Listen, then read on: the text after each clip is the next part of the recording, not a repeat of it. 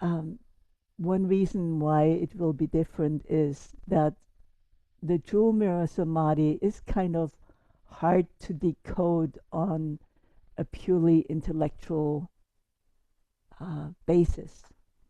And on the other hand, I really love that poem. And on the third hand, it's just a really important Zen text.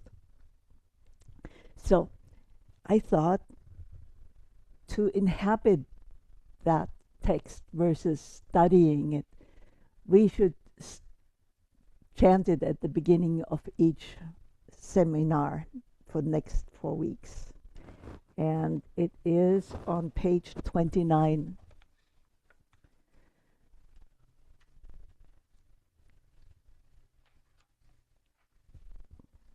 Song of the Jewel Mirror Samadhi, and please all join in with the chanting. The teaching of thusness has been intimately communicated by Buddhas and ancestors. Now you have it, so keep it well, filling a silver bowl with snow, hiding a heron in the moonlight, taken as similar, they are not the same. When you mix them, you know where they are. The meaning is not in the words. It responds to the inquiring impulse. Move and you are trapped. Miss and you fall into doubt and vacillation. Turning away and touching are both wrong. For it is like a massive fire. Just to depict it in literary form is to stain it with defilement. It is bright just at midnight. It doesn't appear at dawn. It acts as a guide for beings. Its use removes all pains. Although it is not fabricated, it is not without speech. It is like facing a jewel mirror. Form and image behold each other. You are not it. In truth, it is you. Like a babe in the world, in 5 aspects complete. It does not go or come, nor rise nor stand. Baba Vava, is there anything said or not? Ultimately, it does not apprehend anything because its speech is not yet correct. It is like the 6 lines of the illumination hexagram. Relative and ultimate interact. Piled up, they make 3. The complete transformation makes 5. It is like the taste of the 5-flavored herb, like a diamond thunderbolt, subtly included within the true. Inquiry and response come up together. Communing with the source, travel the pathways, embrace the territory, and treasure the road. Respecting this is fortunate, do not neglect it. Naturally real yet inconceivable, it is not within the province of delusion or enlightenment. With causal conditions, time and season, quiescently it shines bright. In its fineness it fits into spacelessness. In its greatness it is utterly beyond location. A hairsbreadth deviation will fail to accord with the proper attunement. Now there is sudden and gradual in which teachings and approaches arise. Once basic approaches are distinguished, then there are guiding rules. But even though the basis is reached and the approach comprehended, true eternity still flows, outwardly still while inwardly moving, like a tethered colt, a trapped rat. The ancient sages pitied them and bestowed upon them the teaching. To their delusions they called black as white. When erroneous imagination ceased, the acquiescent mind realizes itself. If you want to conform to the ancient way, please observe the sages of former times. When about to fulfill the way of Buddhahood, one gazed at a tree for 10 eons, like a battle-scarred tiger, like a horse with shanks gone gray. Because there is the common, there are jewel pedestals, fine clothing. Because there is the startlingly different, there are house cat and cow. Yi, with his archer's skill, could hit a target at 100 paces. But when arrow points meet head on, what has this to do with the power of skill? When the wooden man begins to sing, the stone woman gets up dancing. It's not within reach of feeling or discrimination. How could it admit of consideration in thought? Ministers serve their lords. Children obey their parents. Not obeying is not filial, and not serving is no help. Practice secretly, working within, like a fool, like an idiot. Just to continue in this way is called the host within the host.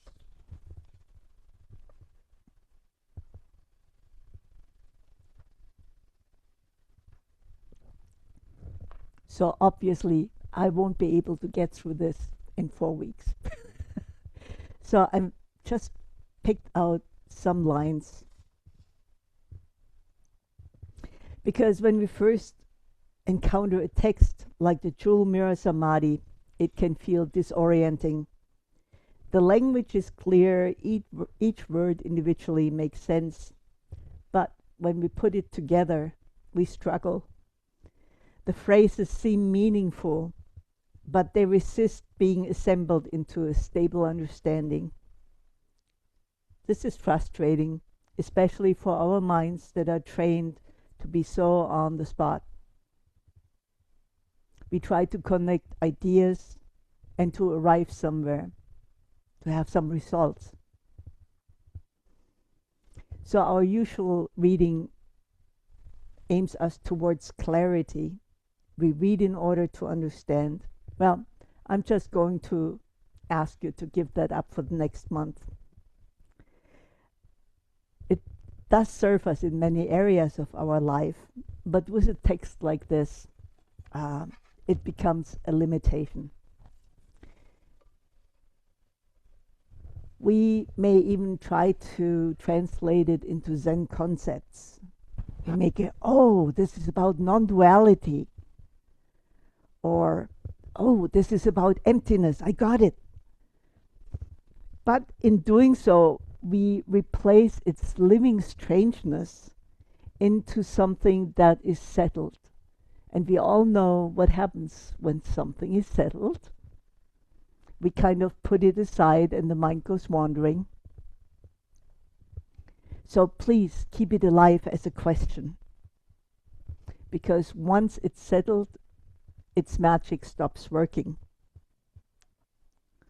So my invitation tonight is to approach it differently, not as a problem to solve, but as something to sense into. This kind of sensing is more quiet than thinking. It is closer how to we listen to music or poetry or birdsong. And when we sense something, let's not immediately name it and label it. Let the words arrive without rushing to organize them. Notice the images. Notice their beauty. Herons in the moonlight. Allow yourself not to understand. I know this may feel like some kind of failure. There is a subtle discomfort in not knowing what something means. But that discomfort is important because it loosens the habit of grasping for certainty. It opens a space where something else may be able to appear.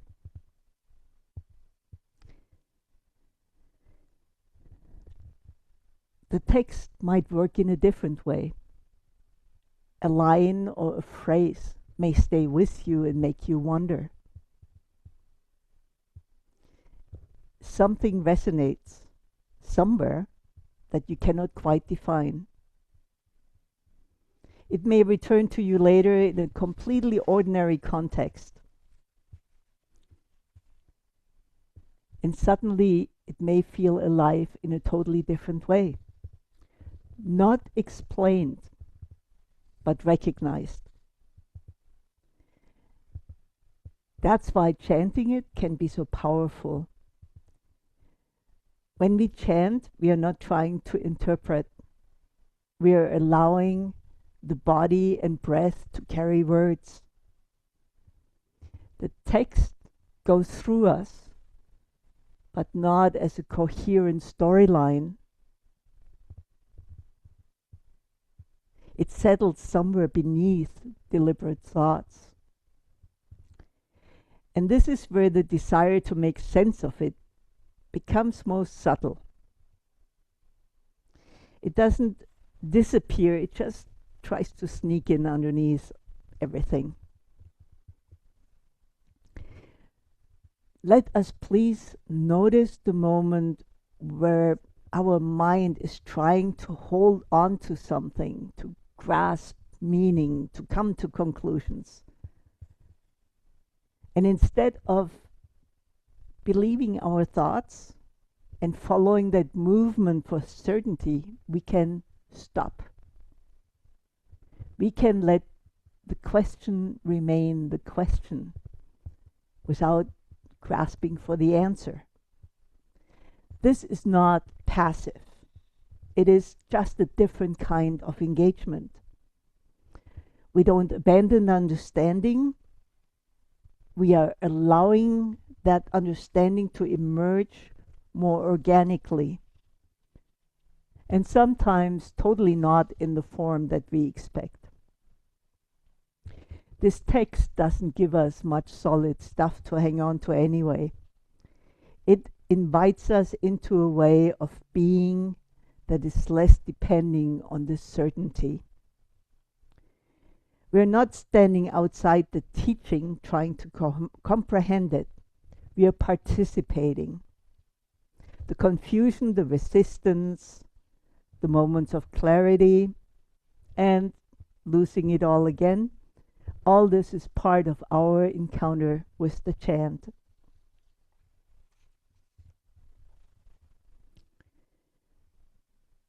And this is not something that is explained, it is something that is experienced. And it's very strange. It feels lived, immediate, and quietly trustworthy. From Dongshan, who wrote this poem, to Dogen, the founder of our lineage, to contemporary teachers, this is one of the ways we can use to approach a text. And talking about failings, my watch died. So if someone could give me like a heads up before we are like 15 minutes before the end, that would be very helpful. But now back to the Jewel Mirror Samadhi. It definitely is a poem about reality that refuses to explain itself.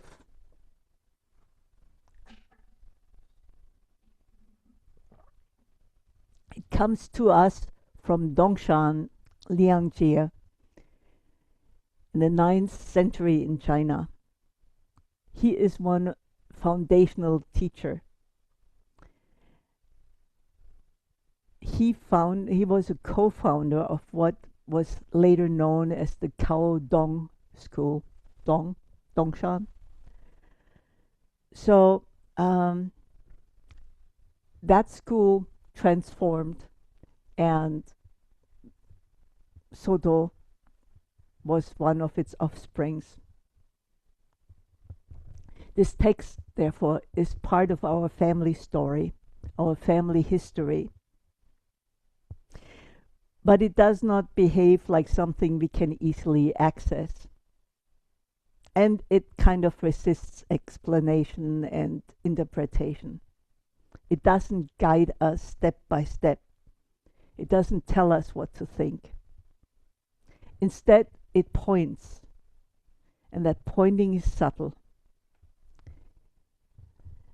The title can give us a bit of the feeling it's trying to transmit. Jewel mirror. A mirror reflects everything clearly. It doesn't matter whether it's a good-looking person or a blank wall. The mirror does not care. Its job is just to reflect. It shows things as they are. The word jewel suggests something precious, something luminous. And Samadhi points towards a meditative state.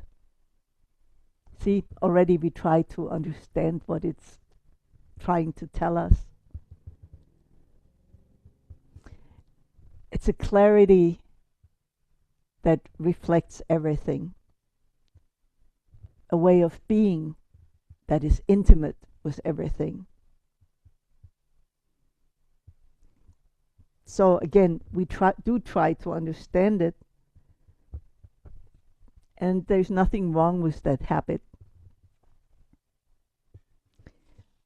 And when we say this is about non-duality, about emptiness, we replace, again, the living strangeness of this poem with something we know or that we think we have an intellectual grasp on. So let's not try to treat this as something to figure out, but as something to sense into. Let us stand inside of the poem and look out from it. Again, it's quieter than thinking.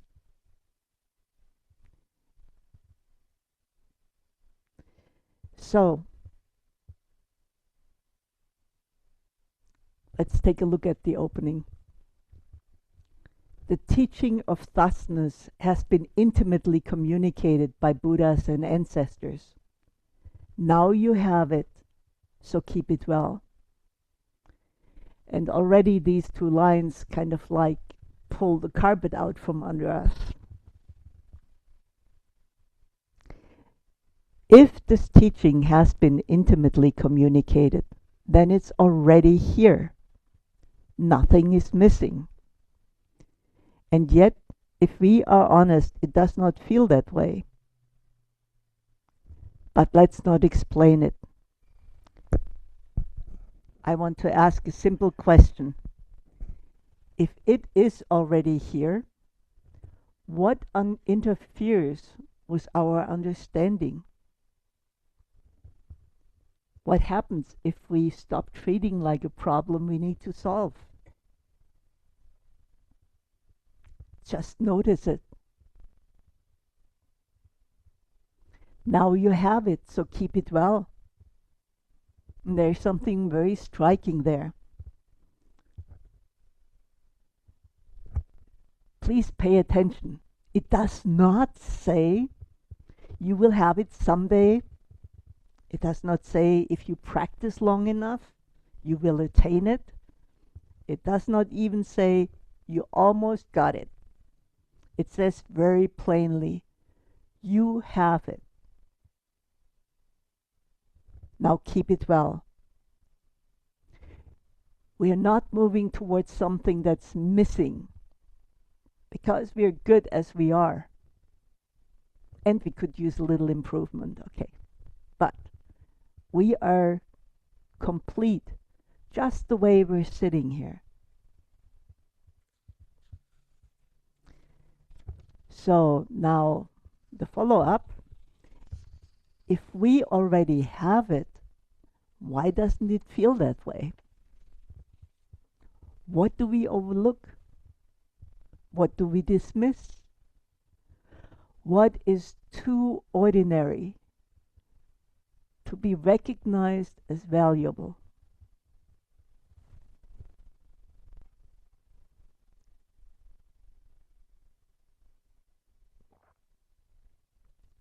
It spells it out. It's here. So the issue is not attainment. It is recognition. Or perhaps in a more subtle way, it's a kind of trust. And keep it well.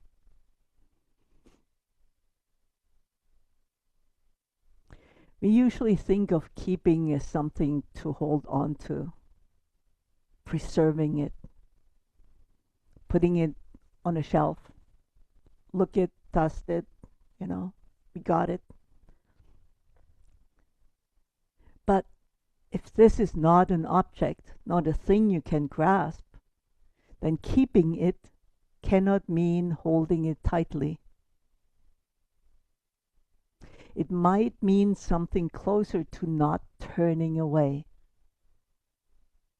not overlooking, not replacing what is here with something more dramatic, more spiritual, a Zen thing.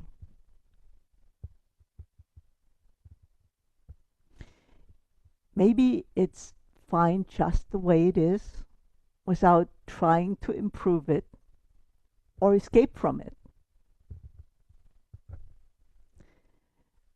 And that's not so easy. Because the habit of looking elsewhere is very strong. So this is both reassuring and unsettling. You already have it. So what are you going to do with it?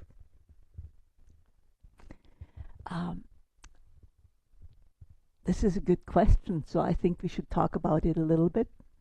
And since my watch is dead, could someone please time and 3 minutes each person?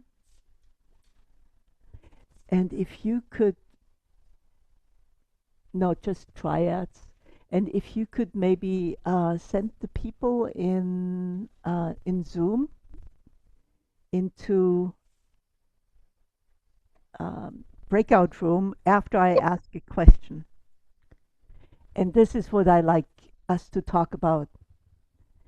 Any version of it, anything that comes close. What is it that is already present in your life right now? And where do you most tend to overlook it or dismiss it or move past it? Why do you dismiss yourself sometimes so readily? I'll repeat it. What is it that is already present in your life right now? And how do you overlook it or dismiss it or move past it without recognizing it or valuing it? Why do you sometimes dismiss even yourself? If you could go into triads, and each person will have 3 minutes, and that means each person will have the full 3 minutes without interruption. If you run out of words, just be quiet. Maybe you will have the most brilliant thought in the last 5 seconds.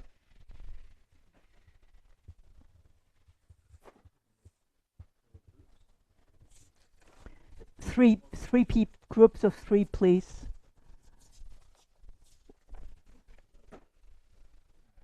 Is there someone without a partner?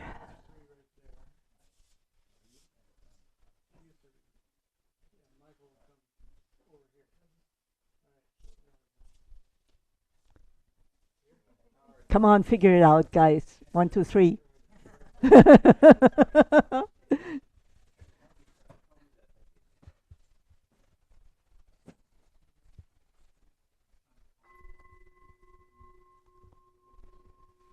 First person, please begin.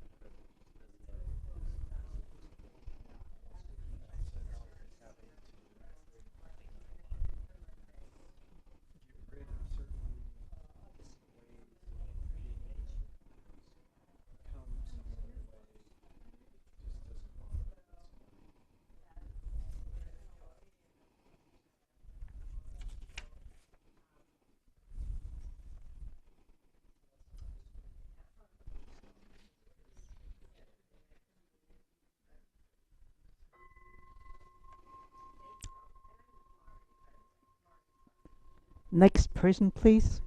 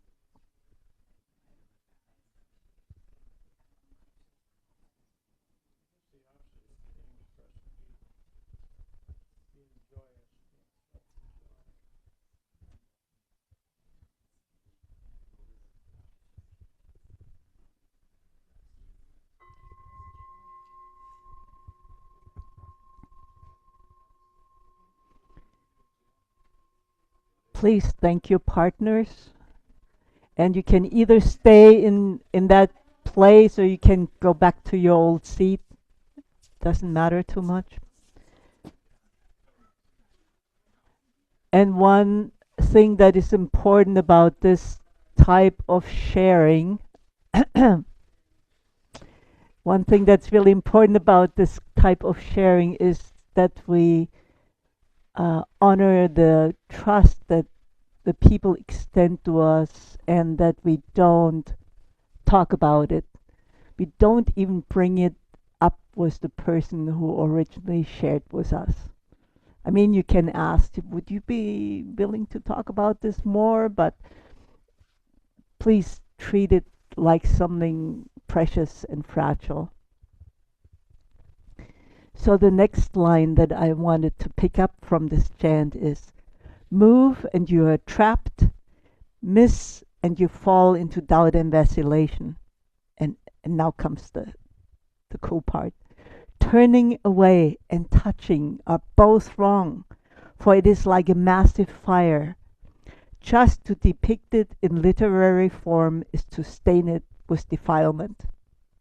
There's something really uncompromising about this passage. Imagine yourself. You can't turn away from it.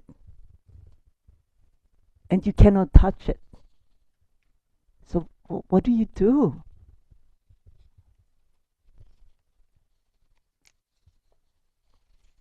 You can't come to logical conclusions. Are you stuck in that place?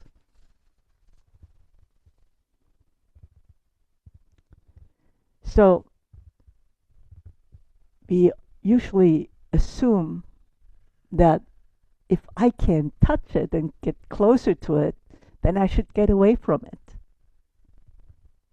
Or if I shouldn't get away from it, then maybe I should get closer. But it's a raging fire. If one approach is wrong, does not mean that the opposite is true. If grasping is a problem, we should let go. If getting involved is a problem, we should step back. Dongshan removes both options. If you touch, you're caught. And if you turn away, you're also caught. You are exactly where you are. What is left? This is where I find that the teaching becomes very intimate. Because I'm beginning to notice how often I move in these two directions instead of checking out where I really am.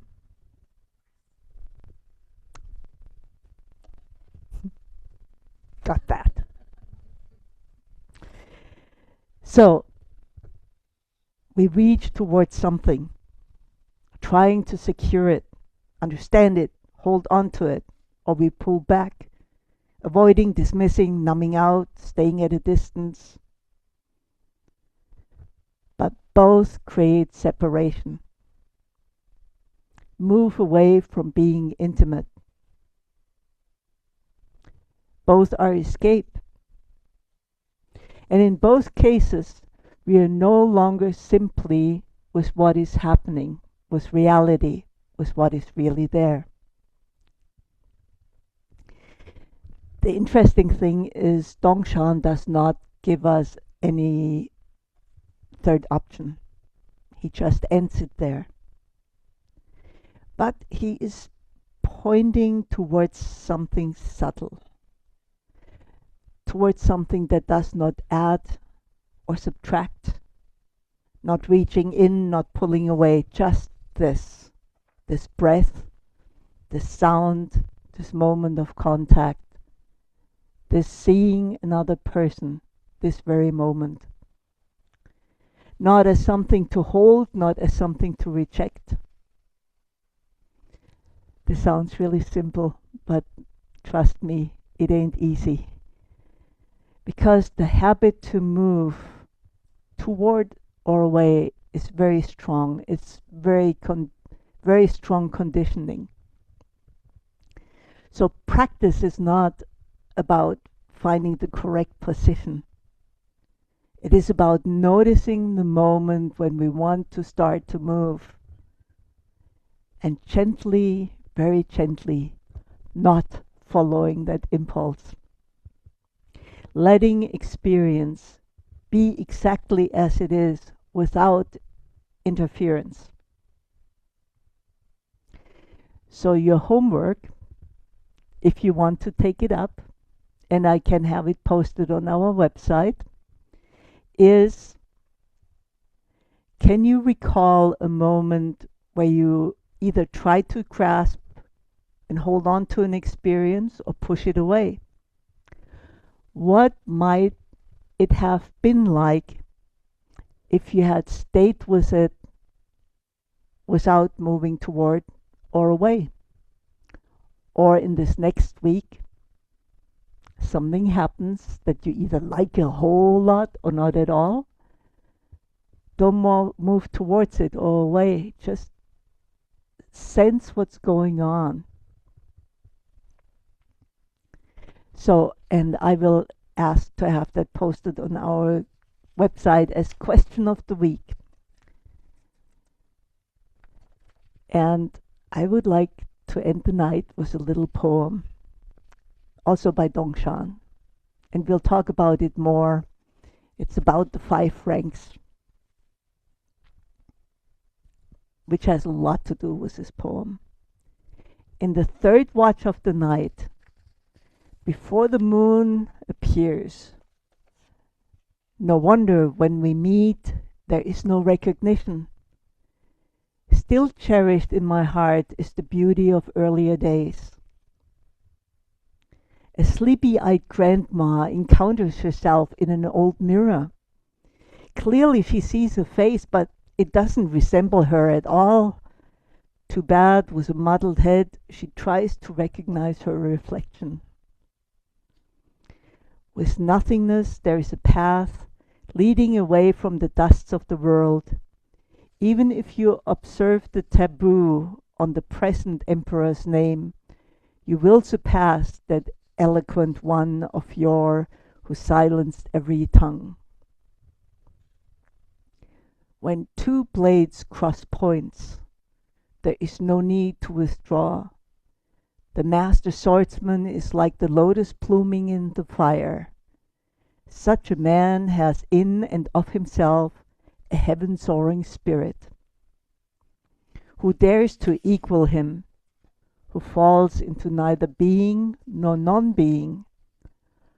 All men want to leave the current of ordinary life, but he, after all, comes back to sit among the coals and ashes.